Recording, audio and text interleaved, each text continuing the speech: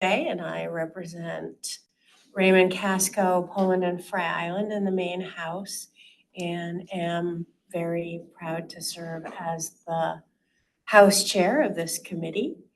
And we have, let's see, I'm trying to see who's online. Okay, Dean Rowland is here, and why don't we have you introduce yourself? Good afternoon, everyone. I'm Diane Rowland. I'm the Dean of the College of Earth, Life, and Health Sciences and Director of the Experiment Station at the University of Maine.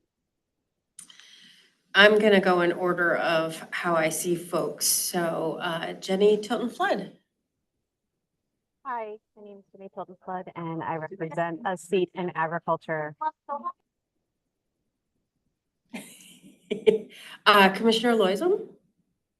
Afternoon, I'm Melanie Loisum, Commissioner of the Maine Department of Environmental Protection. And I think I'm missing Sherry Hamill. Oh, Sherry Hamill. There we go. Good afternoon. I am Sherry Hamill, the State Executive Director at Farm Service Agency, USDA. Welcome, everyone. And we have our director, Beth Valentine here, and take it away. Okay, well, thank you. Commissioner Beal is not feeling well. She sends her regrets and wishes she could be here. Similarly, Nancy Beardsley, Assistant Director for Maine CDC, likewise was unable to attend today. I wanted to start by just giving an overview of where we are with the PFAS fund implementation, and then turn our attention to planning for the October 24th public meeting, and talk about a departmental bill and some changes to our rules that are pending. So with that, I also want to introduce two staff members who are in the room today. Maddie Bruno, responsible for the research grant program and other related elements, and Melissa Hamlin, responsible for the land acquisition and stewardship programs. And given that we are a small group, please feel welcome to come sit with us so we're not so spread out.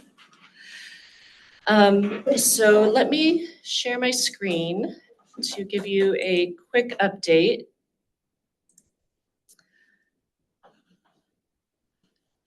So can everybody see that first slide, PFAS fund status update? Okay.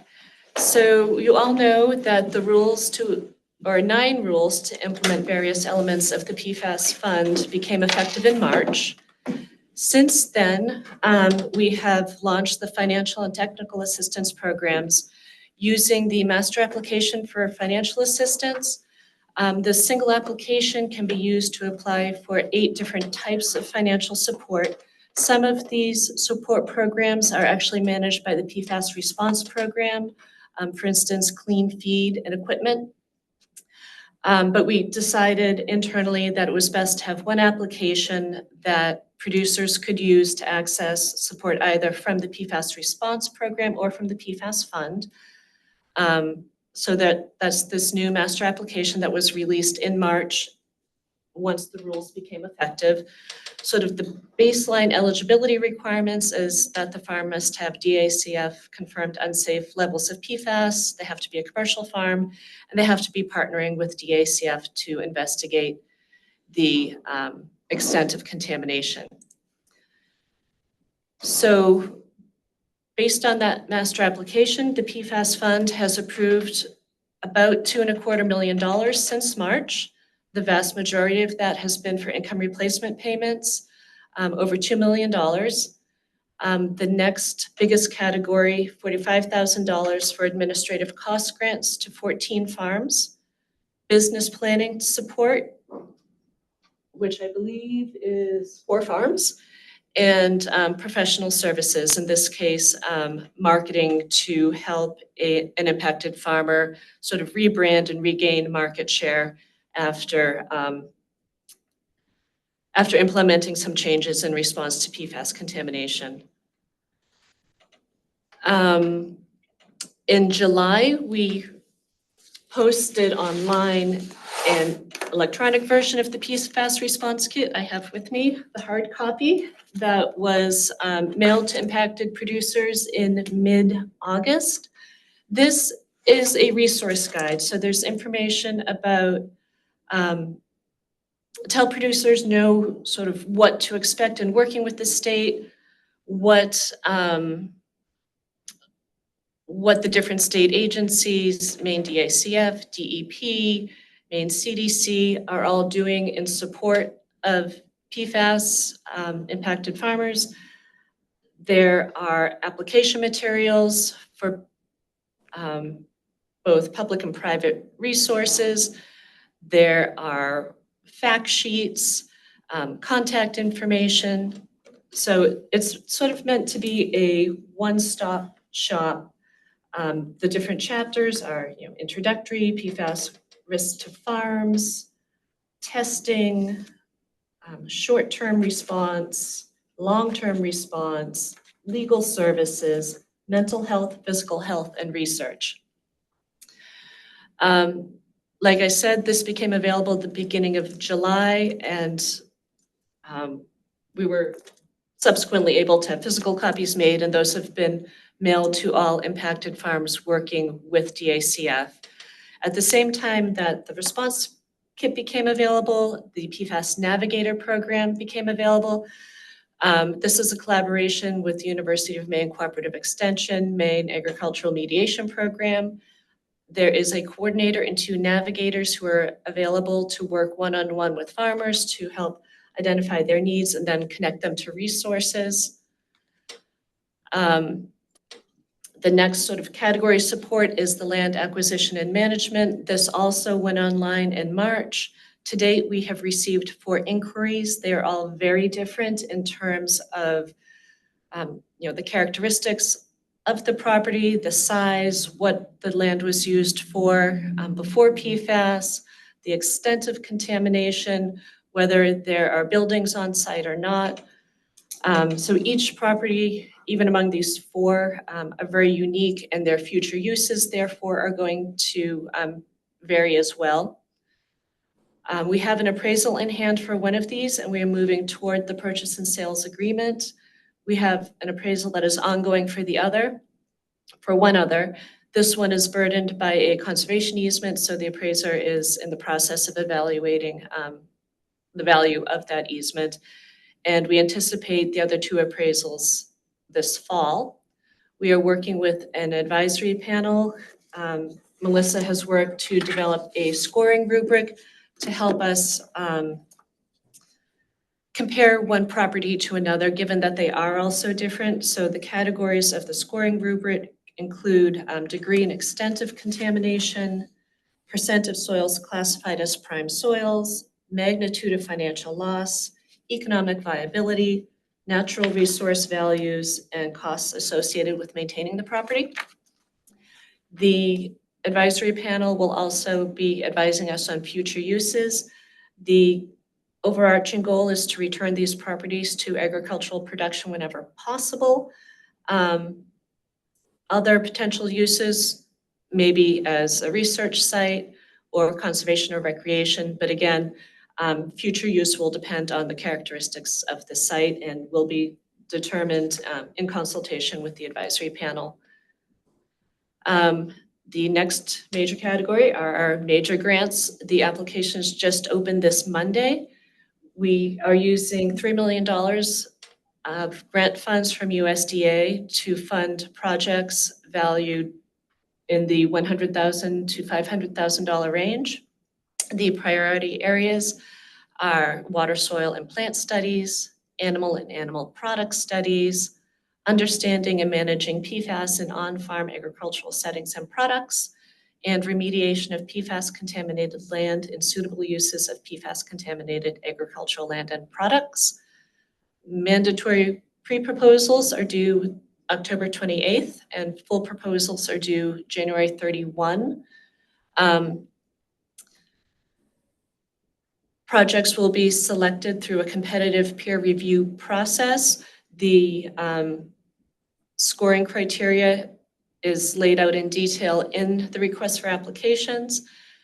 Our expectation is that primarily these grants will go to research and academic institutions. Proposals will receive greater points if they are conducted by a Maine-based institution or in cooperation with a Maine farm or egg service provider. So we really want the results of this research to be meaningful for on-farm management here in Maine. The research program also facilitates connections between researchers and impacted producers. Maddie has developed a form whereby researchers who are interested in connecting with impacted producers can fill out this form, and then Maddie forwards it on to the impacted producers. DACF does not provide farmers' contact information directly to the researchers. Rather, DACF acts as a matchmaker. So any farmers who are interested in making their property available for research, or in some cases, we get requests for, a quantity of impacted soil. So if producers are interested in supporting research in that capacity, that's something else that we can help facilitate. So 3 of our 4 program areas are now up and running. The 4th category is health, and we're starting to get some traction here. I am in the process of contracting with an organization called Farm First out of Vermont to consult on options for developing a program to provide mental health services. This will include one-on-one supportive counseling, either in person or online, with licensed mental health providers who are knowledgeable about, the particular characteristics of farmers and their vulnerabilities, knowledgeable about PFAS.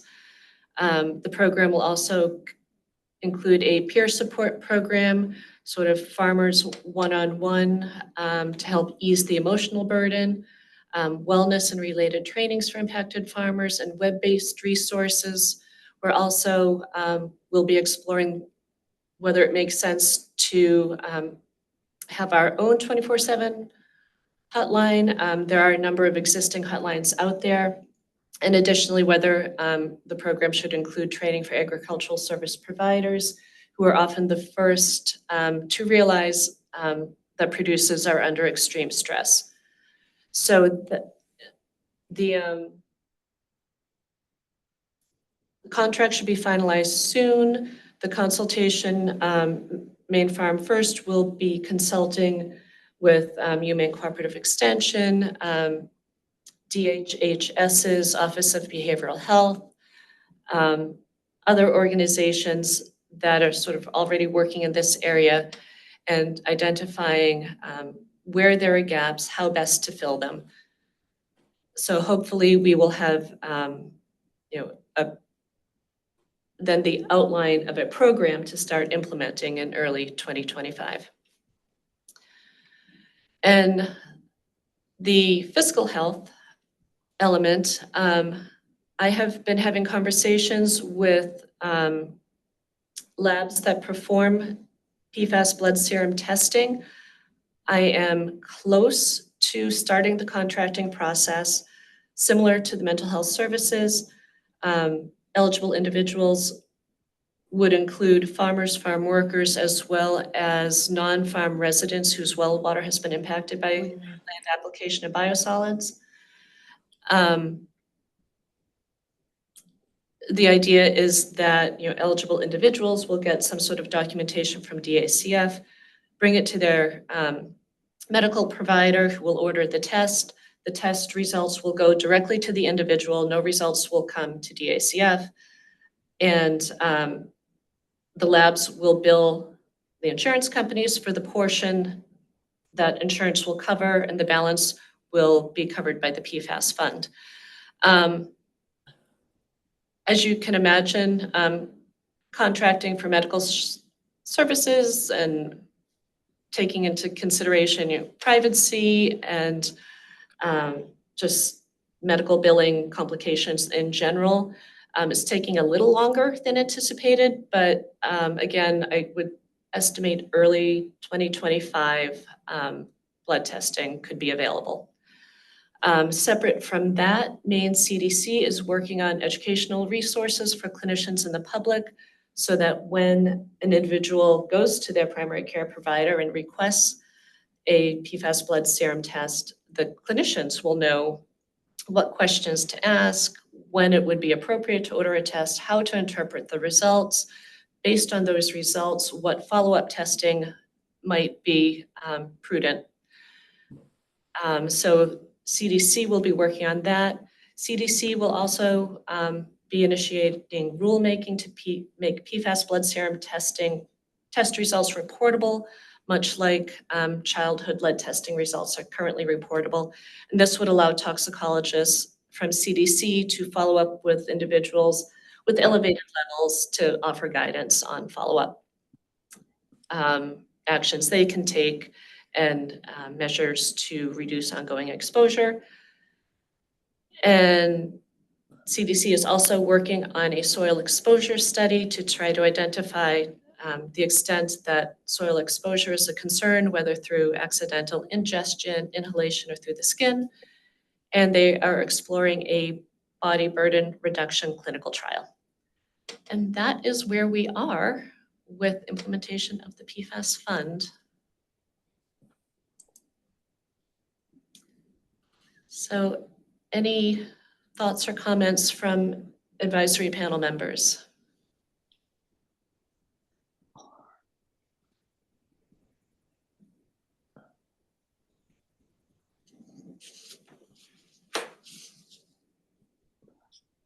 I have a question. Mhm. The work that the CDC is doing in terms of the education for clinicians, that is obviously sort of outside of this, this committee and the fund. I assume that will be for statewide consumption for all clinicians that. Yeah, the guidance will be applicable statewide. Their development is being paid for by the PFAS fund. Okay. And as we roll out the blood serum testing program, we want to have those guidance materials in place, specifically for folks who are eligible to have the costs covered by the PFAS fund. But, if they're distributed digitally, through training sessions, that's open to any clinician in the state. That's good to know.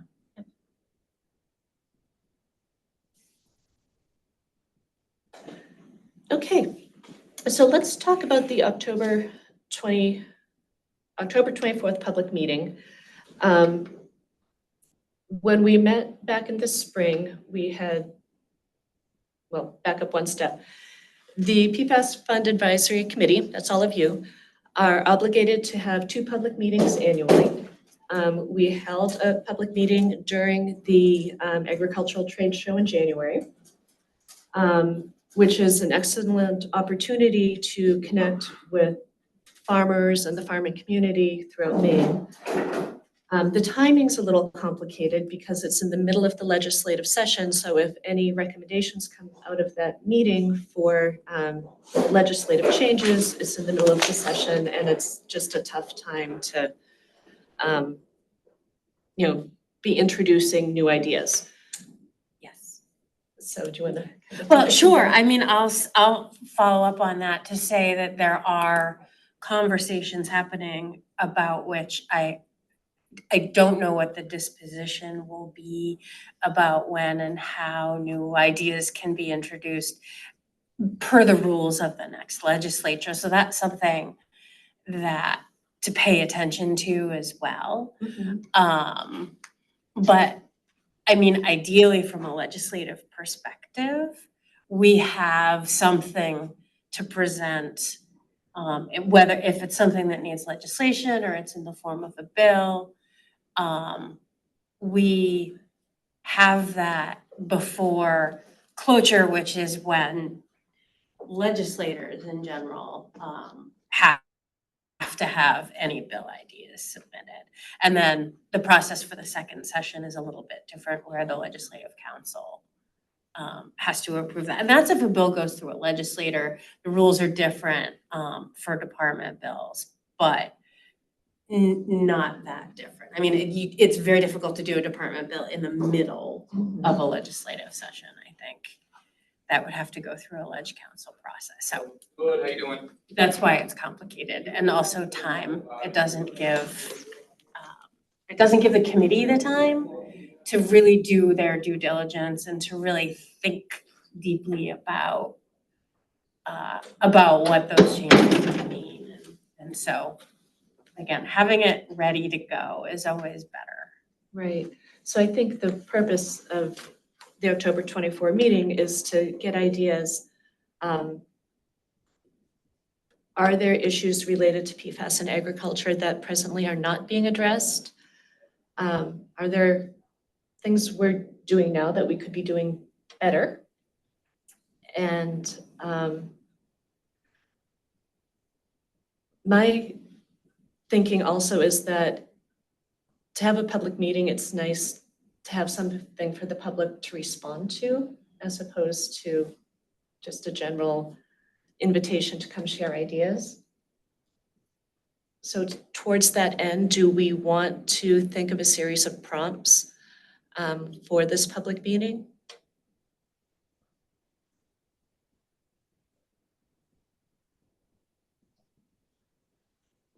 To I me, think, go I think ahead. that's a great idea, Beth. And I couldn't remember, was there a survey sent out at one point? A broader survey, so that actually there may be some pre-answers to these questions that could be brought up at the meeting? So we did 2 surveys last winter, one on desired mental health services and one on research priorities, which have since been folded into the work in those 2 areas. So I'm not sure how useful, reflecting back on those would be at this point. I was thinking I could put together, a short summary with lots of hyperlinks to the work that's been done to date, a link to the PFAS response kit, a link to the master application, a link to the research application, so people can see what has been done and help identify what else would be useful, or of the existing programs, how they could be modified to be more useful.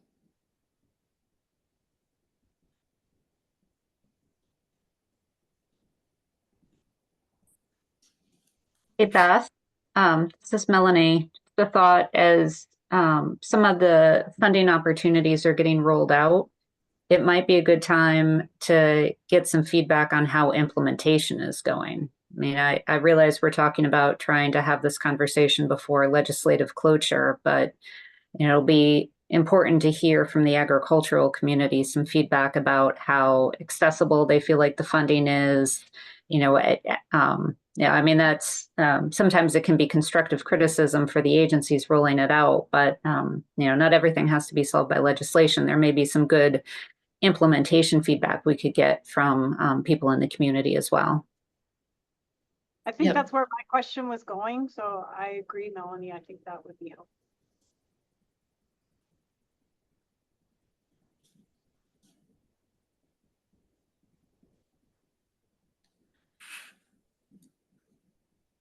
So a prompt could be, are you aware of funding resources from the PFAS fund? If so, have you applied? Has the process been easy, hard, et cetera?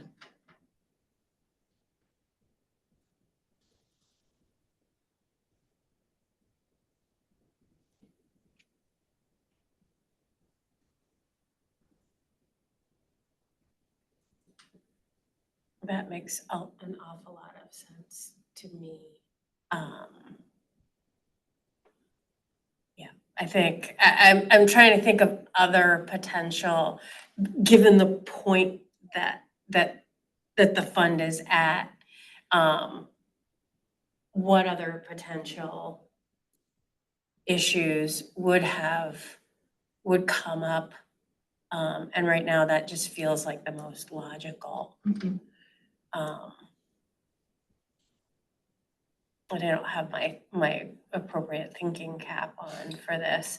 What I do think is maybe if this group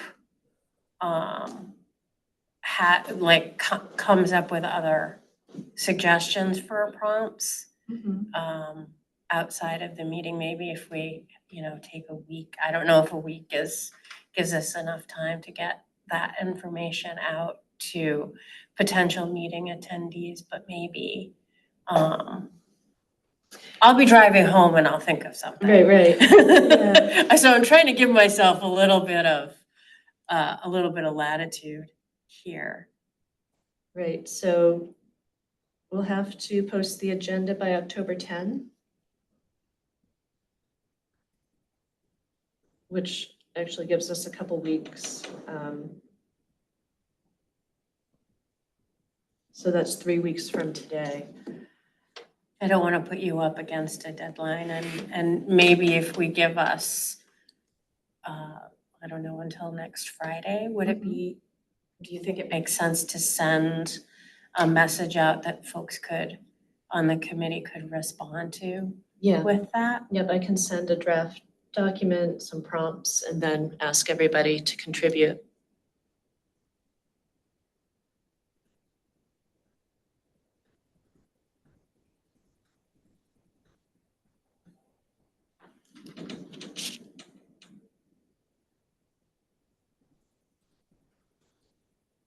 So that would be the 27th.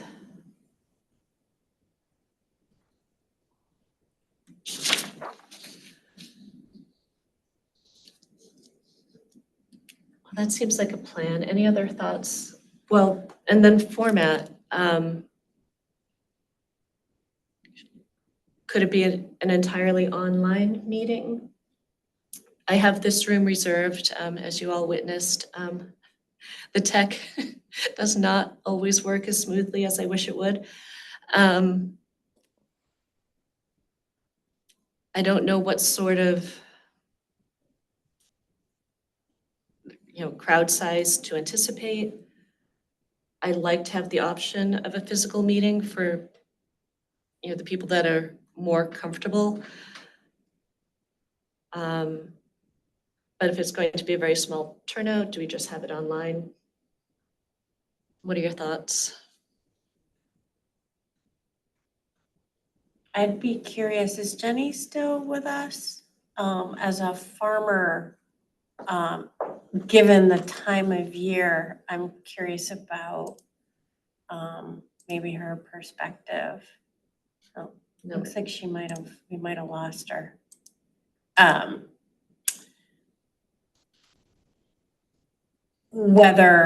It's the end of October, I would think that probably it's a little bit of a slower time for some farmers, maybe not for others. She's dairy, so Yeah. see you around. But definitely we should have an online option, although I don't know, I think it's more accessible for the public when it's online.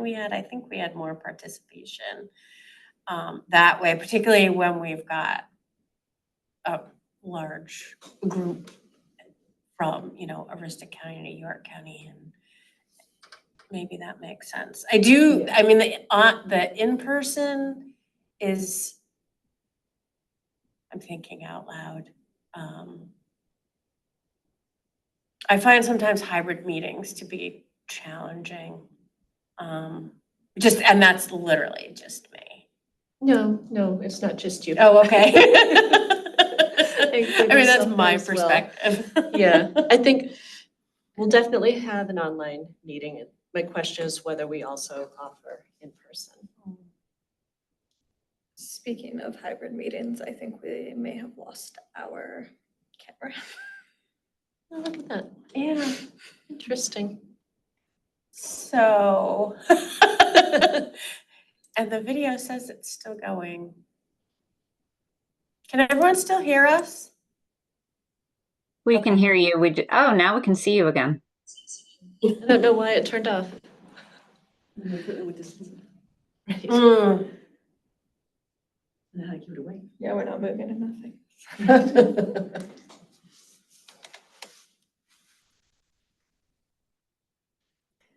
I mean, I have no opinion and no particular perspective on how many folks will come and whether having an in-person option is a good idea. I mean, I guess if you subscribe to the, more is better in terms of options, then having both makes sense.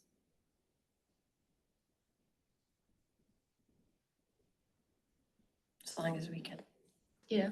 Melanie?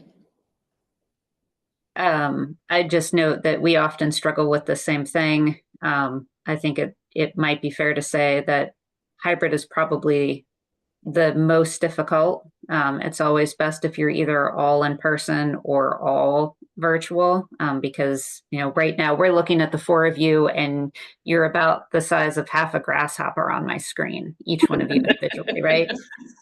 And I'm probably twice as big as I normally am in real life in the room that you're sitting in.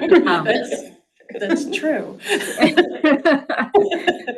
But in terms of accessibility, right, it seems like offering both is usually your best bet. It's the most comprehensive, but it's also the most challenging. So it's always a difficult decision to make. I don't know if between now and then there's a way to either survey the members of this committee or to ask other interested parties to just try to get a better sense of what's going to work the best for the people who want to be able to provide input to the committee, right? I mean, because that's who it's going to be most important for, is for those people to be able to effectively communicate with us. Right. Yeah, I'll do that. I'll survey the full advisory committee. And also, when we post meeting announcements on the DACF website, we do ask people to RSVP if they're coming in person, so we can anticipate. Maybe I can tweak that a bit, like, ask people to specify their preference.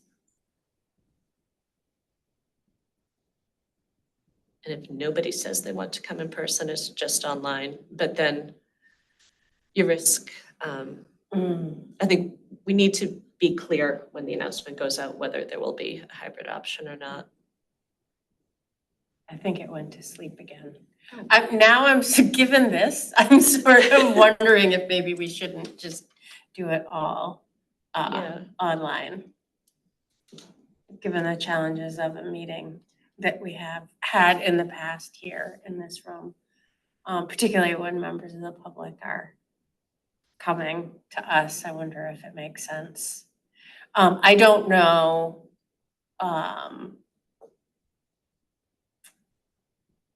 That are we doing as state government a lot of just online only meetings?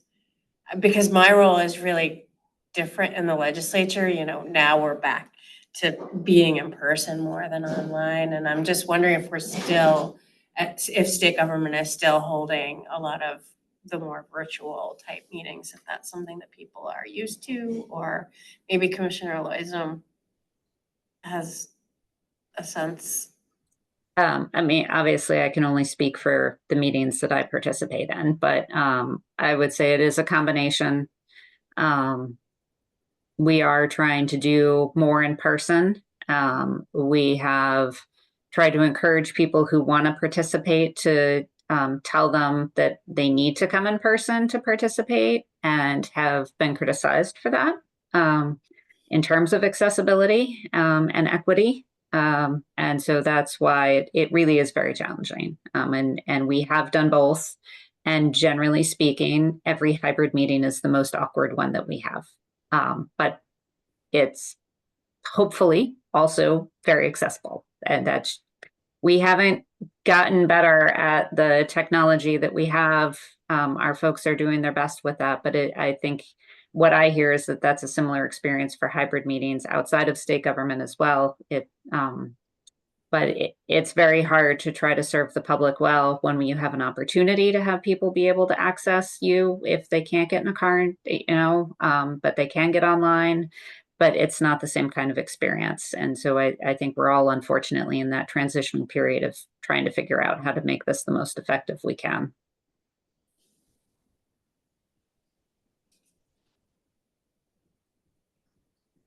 Maybe maybe the suggestion of having OIT, like having someone here, like just to get things going, if we have challenges, makes sense. If there's someone in the building, we've had a tech person here with us before in the past, so Yes. maybe. Because I dragged them out, I think. I think I was in the room on hold and Maddie just went over and said, we need you now. Yeah, if we can, so I agree with what Commissioner Loyson said about accessibility. So I think maybe the default is hybrid, but we can signal that it'll be primarily online, but if you want to come in person, we can run the mostly virtual meeting as we are now, from this room, and just do better getting the system to work. And you don't necessarily have to be in the room as a presenter. You could be at your PC, even if it's at the table, maybe more of a presence, or in your office. And then others could be here if there were people, you could hybridize your hybrid meeting in a way that makes it more useful. Okay, we will work on that.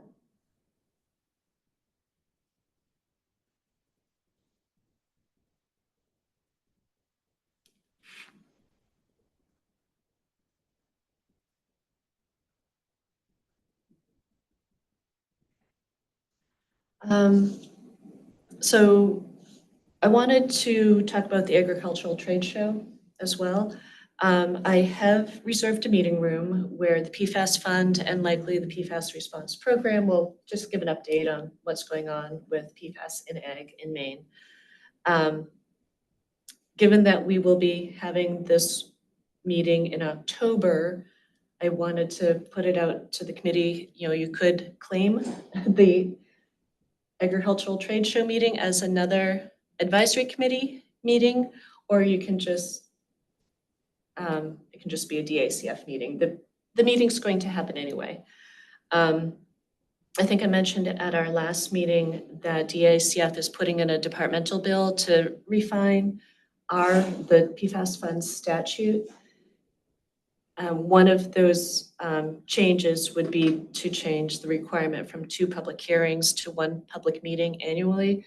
So if that passes, then we're no longer, the advisory committee is no longer obligated to have 2 public meetings annually. To clarify though, there is still a process when there are changes and there is still stakeholder input, so it wouldn't just be. Right. Yeah. Right. Whenever, if there's a statutory change before the legislature, the public has an opportunity to comment. At the agency level, when we go through rulemaking, again, there are public hearings. People are invited to comment either in person or in writing on those rule changes. So those opportunities to comment on the work of government will continue. It's just whether the advisory panel continues to have kind of these more general, tell us what you think meetings. I think that sounds fine. I just wanted to be very clear, just in case there were folks listening, that there would still be ample opportunity outside of this particular committee for folks to have a say and have a voice and weigh in and share feedback. But I do think it's important for this committee to continue at least once a year to give folks the opportunity to give us feedback. Yeah. So, but the question is still out there. Do does this committee want the DACF PFAS update meeting during the agricultural trade show to do double duty as a PFAS fund advisory committee public meeting?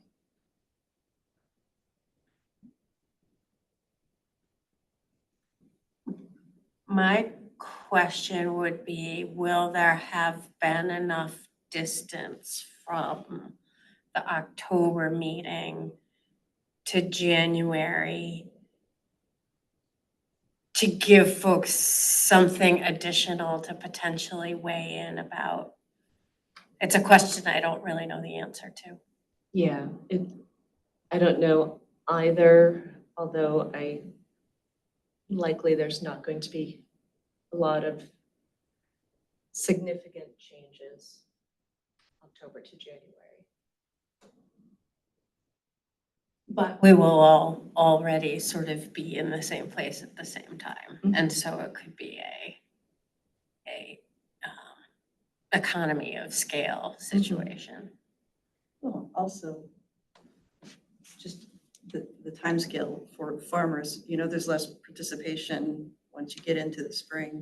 And in compressed time over the winter and the holidays, there might be more things that come up that if they forgot in October, flesh it out, looking at things with the winter, bring it up in January. And we still will be operating under the current statute, Mhm. So leaning towards claiming it as a PFAS fund advisory meeting? Yeah. Okay.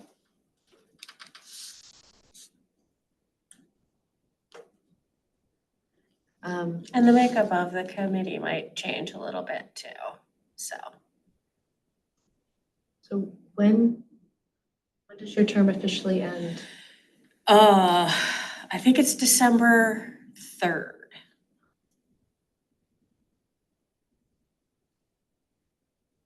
We'll miss you. Thank you. I'll miss you.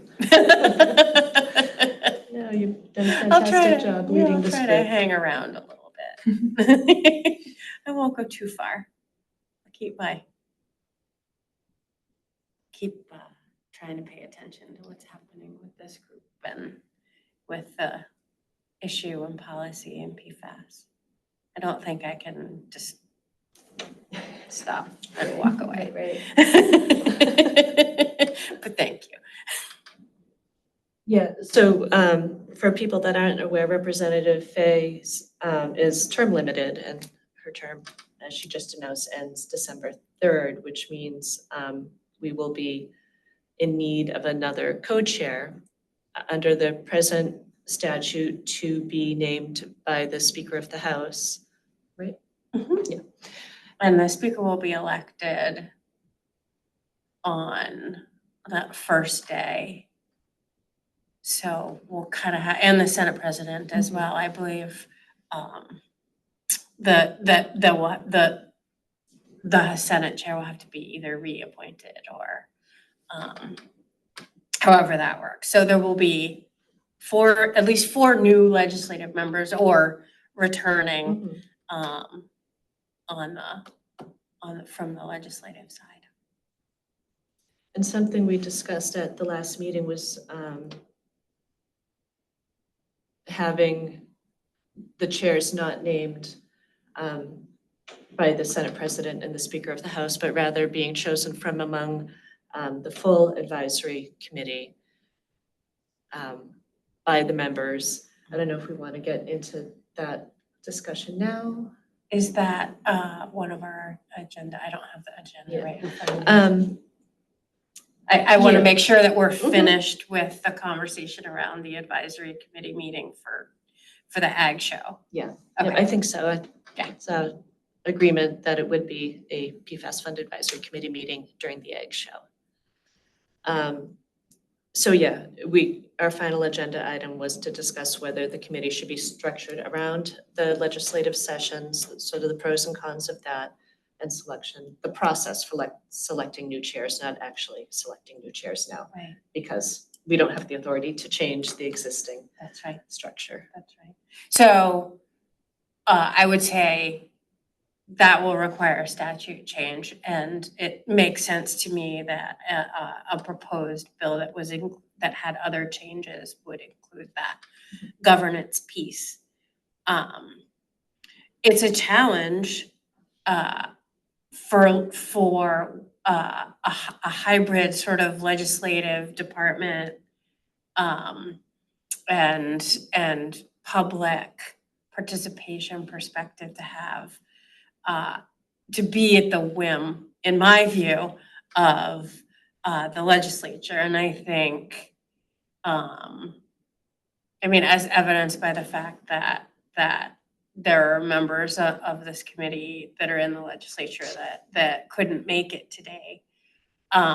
It seems to me to make sense to sort of say, yes, we definitely want legislators on the committee, because I think it's important that we have a sense of what's happening and what might happen, and can maybe even offer a perspective that might be helpful from that point of view, but also to specifically say that we shall have co-chairs who are from the legislature, kind of really ties the hands of the committee a little bit in terms of when we meet and how we meet. So I would be very open to changing that structure.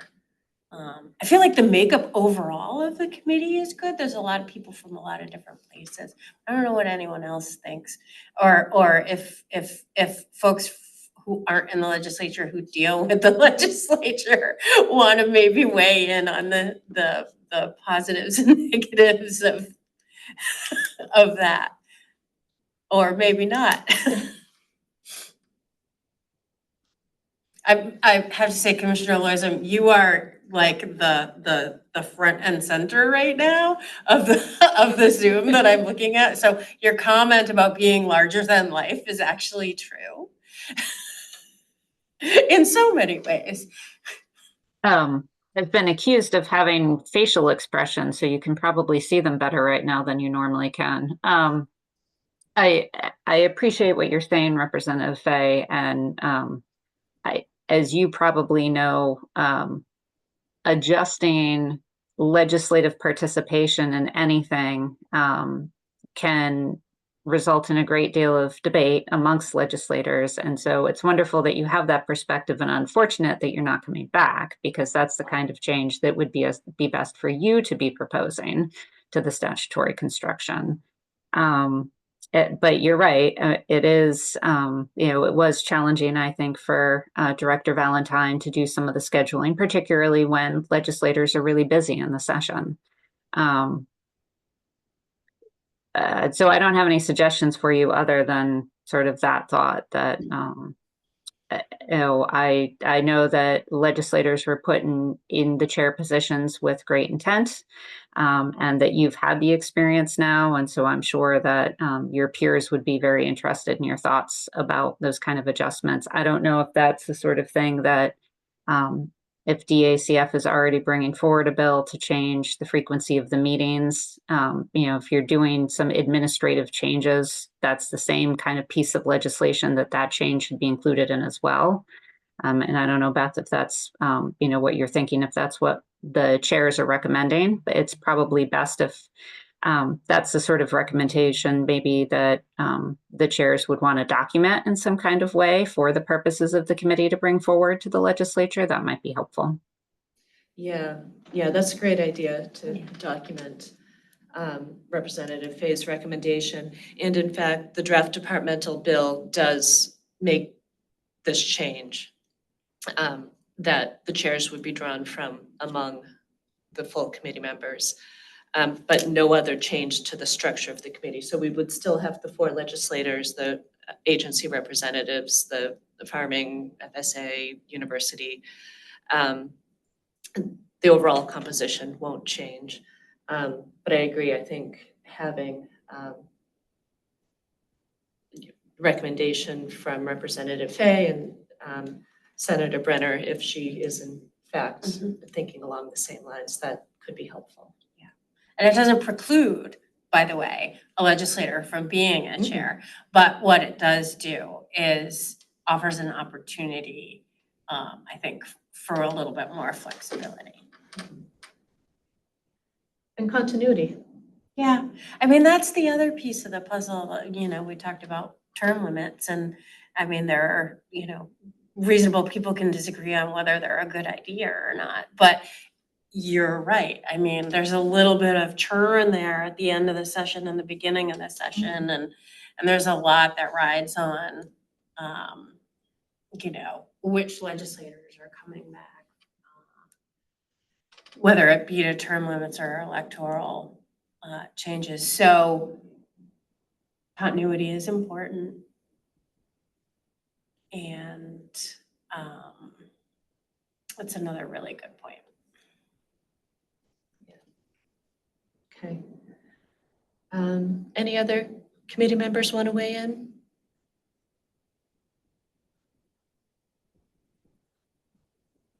Okay. Where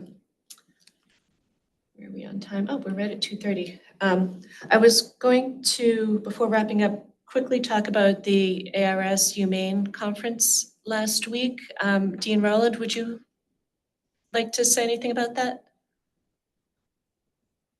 Sure, Beth, and well, please correct me if I say anything wrong, but I would say my impression was that it was extremely useful. It was a little bit of review of the work from various groups, but I think it was primarily focused on working together to determine sort of a national approach. I think it was a great opportunity again to show the leadership of the state and how it has responded to the issue. I think Maine continues to be looked at as a model, and that was clear to me again in this conference. For myself, I learned a great deal of sort of the national efforts. I think that my takeaway is that Maine will remain as a large partner in determining some of the national responses. We're definitely embedded in the various working groups that were talked about. I think some of the deliverables coming out of the meeting will be how to form a national network of teams that look at both regional issues, but also national issues. And it was clear that Maine was going to be a major player and part of that. I think those were my main takeaways. Yeah. So this meeting was organized by UMaine and Agricultural Resource Service within USDA to really focus on priority research areas. So coming out, there were 7 priority research areas. I'll just run through those. Thresholds and action limits, data tools and mapping, communications and education, bait and transport in agricultural systems, analytical methods and validation, alternatives, abatement and remediation, and problems of PFAS scale, scope, and source tracking. Organizations, well, there are numerous federal agencies, different offices within USDA, EPA, National Science Foundation, and then just based on the registrations, I'm not sure how many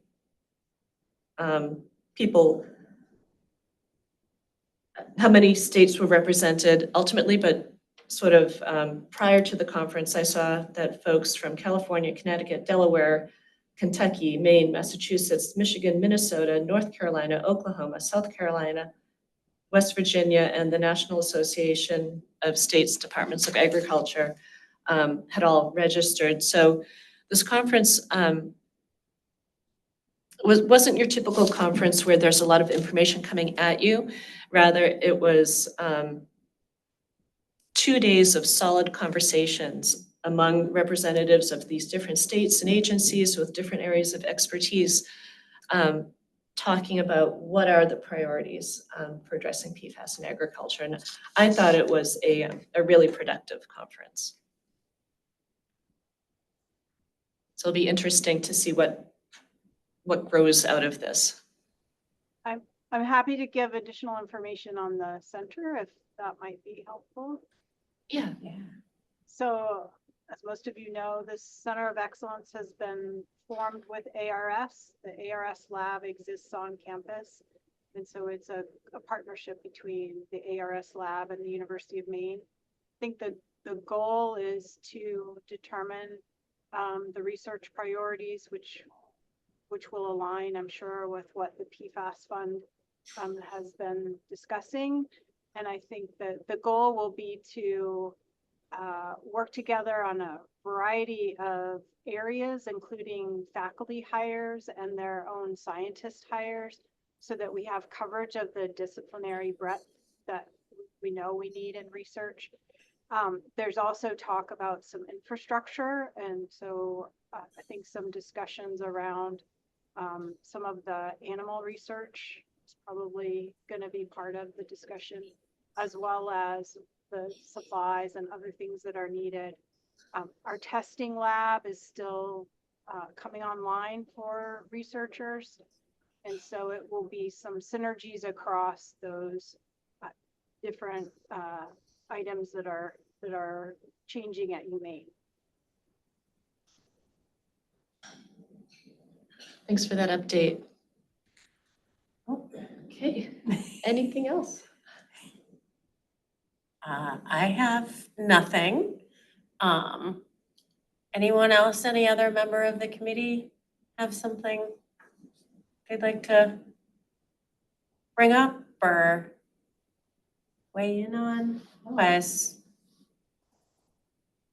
I think we did good on time, even with a little delay at the beginning. Thank you very much. Thank you, everyone. I'm gonna try to be at the October 24th, be available for the October 24th public hearing. I think it's technically still a public hearing. So I'll see hopefully everyone then. Okay, excellent. Yeah. Thanks you, again, everyone. everyone, for making time today.